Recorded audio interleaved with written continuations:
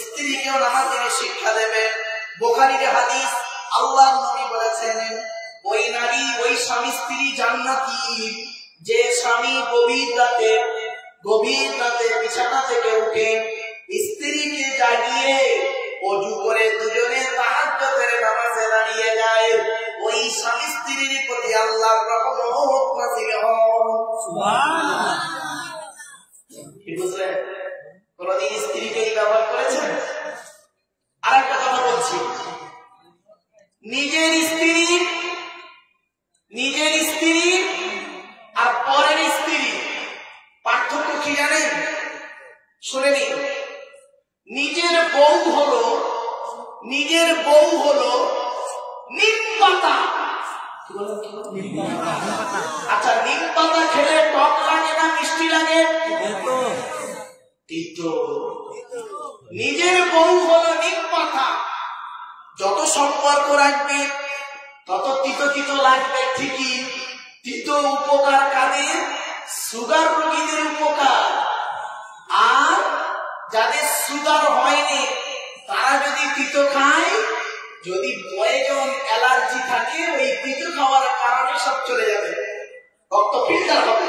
তো নিজের বউ হলো নিম পাতা আর পরের বউ হলো রসগোল্লা। যত খাবে সুগার চচচচ করে যাবে। অসুবিধা হচ্ছে?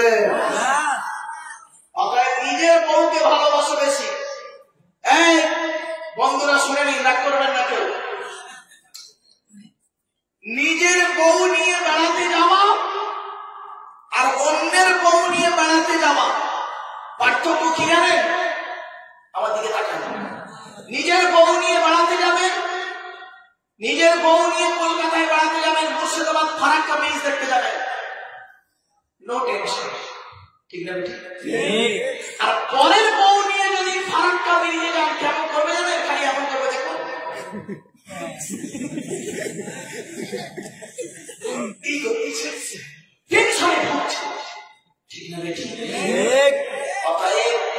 নিজের বউকে ভালোবাসো, নিজের বউকে গুরুত্ব দাও, পরের বউ দেখে লাভ নেই।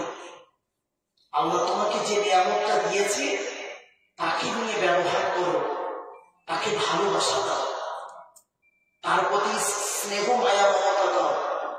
ঈদের দিনে সেমাই করতে দেরি করেছে বলে তাকে মামাসি তুলে গালি দিলে, মরা বাপটাকে কবর থেকে তুলে আনলে, মরা মাটাকে কবর থেকে তুলে আনলে, তোমার স্ত্রীকে বাম্মা তুলে গালি দিয়ে তুমি ঈদের মাঠে গেছো নামাজ পড়তে। বিবেককে প্রশ্ন করো, আজকে যদি তোমার বউ যদি তোমাকে ঈদের দিনে ঈদের নামাজ পড়তে যাওয়ার আগে তোমার বাম্মা তুলে যদি গালাগালি দেয়, তোমার ভালো লাগবে? তাহলে তোমার যদি ভালো না লাগে, তোমার এটা বোঝা উচিত আমার স্ত্রীর এটা ভালো লাগতে পারে না। নারীর মর্যাদা দিতে শেখো, নিজের স্ত্রীকে মর্যাদা দিতে শেখো। আল্লাহর নবী বলেছেন, ওই সমস্ত লোকেদের প্রতি জাহান্নাম যারা স্ত্রীর পিতামাতার গালিগালাজ করে। স্ত্রীর পিতামাতাকে, শ্বশুর শাশুড়ি যারা গালি দেয় তাদের প্রতি আল্লাহর গজব। এখানে অনেক মানুষ বসে আছে, স্ত্রী ভুল করেছে, গালিগালাজ দিয়ে বসে আছে। ঠিক না? এরা আবার বলে আমরা মুসলমান। খবরদার নয়, এটাকে পরিবর্তন করবো। তাহলে এক নাম্বার বান্দার তরফ থেকে প্রশ্ন হবে, এক নাম্বার কি? স্বামী হিসাবে তুমি কতটা পারফেক্ট? বিয়ে করলেই শুধু স্বামী হওয়া যায়। একজন মেয়ে ছেলে তোমার কথা শুনে তোমার বাড়ি চলে এসেছে, বাপ ছেড়েছে, মা ছেড়েছে, ভাই ছেড়েছে, বোন ছেড়েছে, জন্মভিটে ছেড়ে দিয়ে তোমার বাড়িতে এসেছে। কতদিন তোমার বাড়ি থাকবে? মরণ পর্যন্ত থাকবে। মরণের পরেও তার মাটিটা, কবরটা বাপের বাড়িতে হবে না, তোমার কবরের পাশেই তার কবর হবে।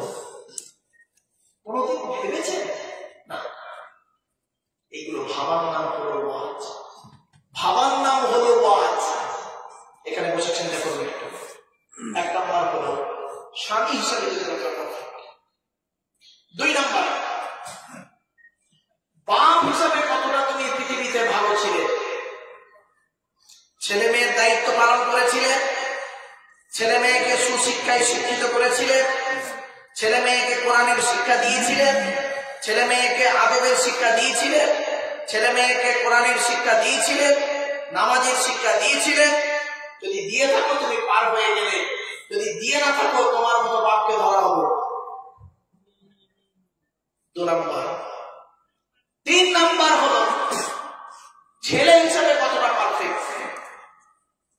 ছেলে হিসাবে বাপের হক আদায় করেছো, মায়ের হক আদায় করেছো, বাপের সেবা যত্ন করেছো, মায়ের সেবা যত্ন করেছো, নাকি শ্বশুর শাশুড়ির ভালোবেসেছ?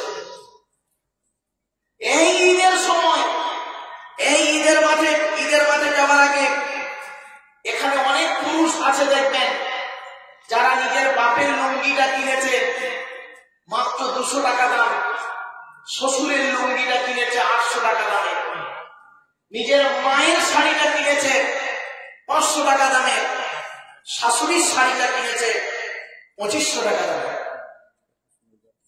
বাড়ি থেকে ভাববে কেন তোমার মায়ের শাড়িটা 500, শাশুড়ির শাড়িটা 2500, দুটো মিলা পাই 3000, 1500 করে দুটো শাড়ি কিনতে পারলে না? আর মেয়েরা যারা বসে আছে এদের মধ্যে অনেক মেয়ে ছেলে আছে এরা ওইটা খুব ভালোবাসে। সত্যিকারের যারা মানুষের চামড়া থাকবে মেয়েদের গায়ে, যে স্ত্রীর গায়ে মানুষের চামড়া থাকবে সেই স্ত্রী তার স্বামীকে বলবে তোমার মায়ের শাড়িটা নিল 500 টাকা, আমার মায়ের শাড়ি কিনেছে 2500 টাকা, এটা কেন করতে গেলে? 2 টাকা এক জায়গায় করে 3000 টাকায় আর 1500 টাকা করে দুটো শাড়ি কিনতে পারতে, কালারটা আলাদা করতে পারতে। যে নারী এই কথাটা বলবে তার স্বামীকে জানবে ওটা মানুষের বাচ্চা না। আর যে মেয়ে বলবে 2500 টাকা তাদের শাড়ি দেখে বলবে আমার মা না এর থেকে আরো পাতলা ভিখারির বাচ্চা, পরে তবে 250 টাকা দামের শাড়ি।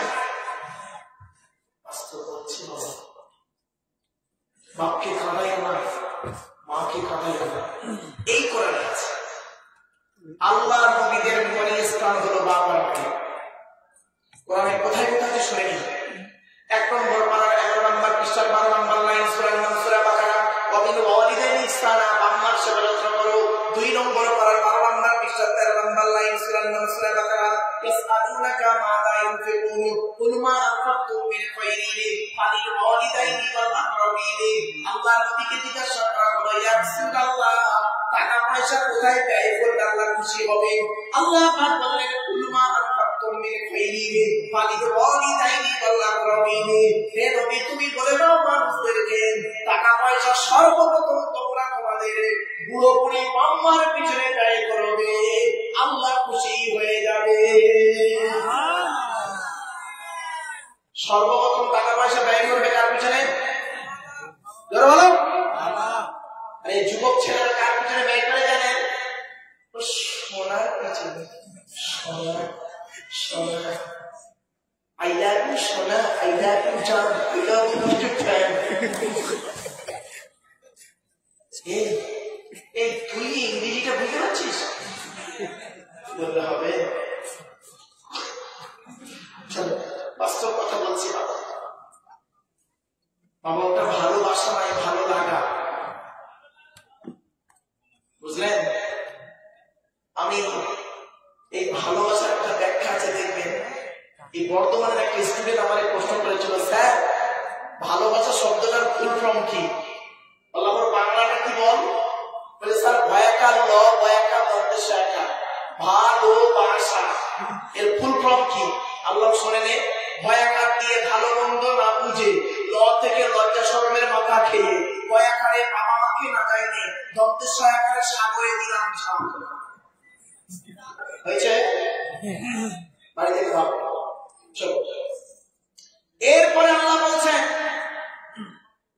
5 নম্বর পারা 3 নম্বর পৃষ্ঠা 3 নম্বর লাইন, সূরার নাম সূরা নিসা 34 নম্বর আয়াত।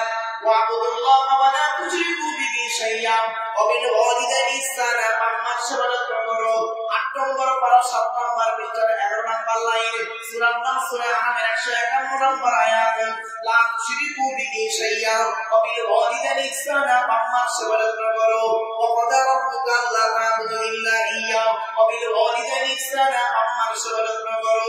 2 নম্বর পারা 16 নম্বর পৃষ্ঠা 4 নম্বর লাইন, সূরার নাম সূরা আনকাবুত, আল্লাহ বলে দিলেন ওয়াসাইনাল ইনসানা বিওয়ালিদাইহি হুসনা, পাঁচ সেবাদত করো। 21 নম্বর পারা 11 নম্বর পৃষ্ঠা 6-7 নম্বর লাইন, সূরার নাম সূরা লোকমানে, আল্লাহ বলে দিলেন ওয়াসাইনাল ইনসানা বিওয়ালিদাইহি হামালাতহু উম্মুহু ওয়াহানান আলা ওয়াহনিহি, পাঁচ সেবাদত করো। 26 নম্বর পারা 2 নম্বর পৃষ্ঠা 12 নম্বর লাইন, সূরার নাম সূরা আ'রাফ ওয়াসাইনাল ইনসানা বিওয়ালিদাইহি ইহসানা হামালাতহু উম্মুহু কুরহা ওয়া ওয়াদাআতহু কুরহা, তোমরা তোমাদের বাবা মায়ের সেবাদত করো। তোমাদের মা তোমাদের বড় কষ্ট করে গর্ভে ধারণ করেছে, দুনিয়ার মুখটা বড় কষ্ট করে দেখিয়েছে। সন্তান তুমি যত বড় আলেম হাফেজ মাস্টার ডাক্তার ইঞ্জিনিয়ার প্রফেসর হও না কেন, ইন্নাল জান্নাতা তাহতা আকদামিল উম্মাহাত, এই ছেলে মেয়েরা তোদের জান্নাত হলো তোদের বাবা মায়ের পায়ের তলা। বাপের সেবা করো না, মায়ের সেবা করো না, তুমি তোমার শ্বশুর শাশুড়ির সেবা করছো। আমি আব্দুল্লাহকে মারুফ বলছি, আমার হাতে 500 টাকার নোট দিয়ে মুসাফা করে নেকি পাবেন কিনা জানি না, তবে এতটুকু বলতে পারি 50 টাকার একটা নোট নিয়ে 50 টাকার একটা নোট নিয়ে জন্মদাতা বাপের হাতে দিয়ে খালি বলবে আব্বা এটা চা খাবে। বাপ ওই টাকাটা নেবে, আকাশের দিকে চাইবে, অন্তর কেটে দোয়া করবে, ওই দোয়াটা আল্লাহর আরশে আজিমে পৌঁছে যাবে। সুবহানাল্লাহ। বাপেরা অনুরোধ করে বলে যাচ্ছে, বাম্মাকে কোনোদিন কাঁদাইও না, খবরদার কোনোদিন বাম্মাকে কাঁদাইও না। যাদের বাম্মা বেঁচে আছে আজকের বাড়িতে গিয়ে বাম্মার সেবা করবেন। বইয়ের কথা শুনে, শ্বশুর শাশুড়ির কথা শুনে, শালা শালির কথা শুনে কোনোদিন বাম্মাকে কাঁদাবেন না, আল্লাহর গজব পড়ে যাবে বলে দিচ্ছি। বাম্মার অভিশাপ আল্লাহ কবুল করে নেন, বাম্মার দোয়া আল্লাহ কবুল করে। হাদিস পাকে এসেছে সালাসু দাওয়াতিল মুস্তাজাবাতিল লা শাক্কা ফিহি, 3 ব্যক্তির দোয়া আল্লাহর দরবারে কবুল হয়, কোনো মিস যায় না। 1 নম্বর দাওয়াতুল মাজলুম, অত্যাচারকৃত মানুষের দোয়া। কোন স্বামী যদি তার স্ত্রীর উপরে অন্যায়ভাবে অত্যাচার করে, আর স্ত্রী যদি স্বামীর উপরে অন্যায়ভাবে অত্যাচার করে, উভয় যদি বলে আল্লাহ আমি অন্যায় করিনি, আমার স্বামী আমার স্ত্রী আমার উপরে নির্মমভাবে অত্যাচার করছে, আল্লাহর তরফ থেকে গজব করে যাবে। এখানে অনেক মেয়ে ছেলে বসে আছে, এখানে পুরুষ বসে আছে, অনেক শাশুড়ি বসে আছে, দেখবেন নিজের মেয়েকে খাইয়ে নিয়ে ঘরের কথা ঢুকে পড়লো, বৌমা পরের মেয়ে খেয়েছে কিনা খবর নিল না। ও শাশুড়ি মায়েরা শুনেনি, বৌমা পরের মেয়েকে যদি আপন করতে না পারে, আল্লাহ আপনারও মেয়ে দিয়েছে, লোকের বাড়ি বৌমা হয়ে যাবে, আল্লাহর তরফ থেকে গজব করবে, বসতে আর হবে না। অনেক ননদ আছে দেখবেন ভাইয়ের কানে কামড়াচ্ছে যাতে ভাই ভাবিকে মারে, এই ধান্দা করে। ও যুবতী বোনেরা শুনে নাও, ঘুটে পড়ে গোবর হাসে, ঘুটে বলে তোরা একদিন আছে। তুমি ভাবি পরের মেয়েকে যদি আপন করতে না পারো, তোমাকেও একদিন লোকের বাড়ি ভাবি হয়ে যেতে হবে, আল্লাহর তরফ থেকে গজব করবে, বলতে আর হবে না। অনেক বৌমা আছে দেখবেন ডেঞ্জার, স্বামীর ইনকাম বেশি, স্বামীটাকে নিয়ে ছেলেটাকে মেয়েটাকে নিয়ে খালি আলাদা খাবার ধান্দা করে। একই দিয়ালের এপারে স্বামী স্ত্রী ছেলে মেয়েকে নিয়ে